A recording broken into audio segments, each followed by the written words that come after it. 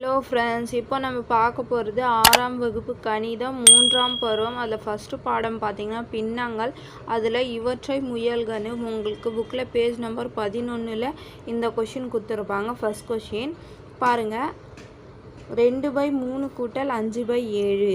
இது நம்ம இதுக்கு ஆன்சர் கண்டுபிடிக்கணும். இது கூட்டணும். அப்போ எப்படி கூட்டணும்னா குறுக்கு பெருக்கல் முறையில் நம்ம பண்ணலாம். அப்போது குறுக்கு பெருக்கல் முறை. அப்போ பார்த்தீங்கன்னா 2/3 கூட்டல் 5/7 குறுக்கு பெருக்கல்னால் இது 2 பெருக்கணும், நடுவில் கூட்டல் வரும், இது 2 பெருக்கிட்டு பை போட்டு இது 2 நம்ம பெருக்கிடணும். பாருங்கள், 2 பெருக்கல் 7 கூட்டல் 5 பெருக்கல் 3 பை 3 பெருக்கல் 7. அப்போ இது ஆன்சர் பார்த்திங்கன்னா 2 எவ்வளோ 14 கூட்டல் 5 எவ்வளோ 15 பை 3 எவ்வளோ 21. அப்போ இது கூட்டினிங்கன்னா எவ்வளோ வரும் 29 பை 21.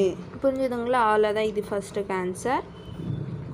அதுக்கப்புறம் ரெண்டாவது கொஷின் பாருங்கள், 3/5 கழித்தல் 3/8ன்னு கொடுத்துக்குறாங்க. இதுவும் குறுக்கு பெருக்கல் முறையில் நம்ம ஆன்சர் எழுதலாம். அப்போது குறுக்கு பெருக்கல்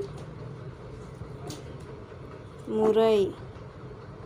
அப்போனா 3/5 கழித்தல் 3/8 இஸ் ஈக்குவல் டு, இதுவும் அதே மாதிரி தான் 3 பெருக்கல் 8. அது ஃபஸ்ட்டு அங்கே கூட்டல் சொல்லியிருந்தாலும் நம்ம நடுவில் கூட்டல் போதும். இது கழித்தல் சொல்லியிருக்கிறதுனால நம்ம நடுவில் இங்கே கழித்தல் போடணும்.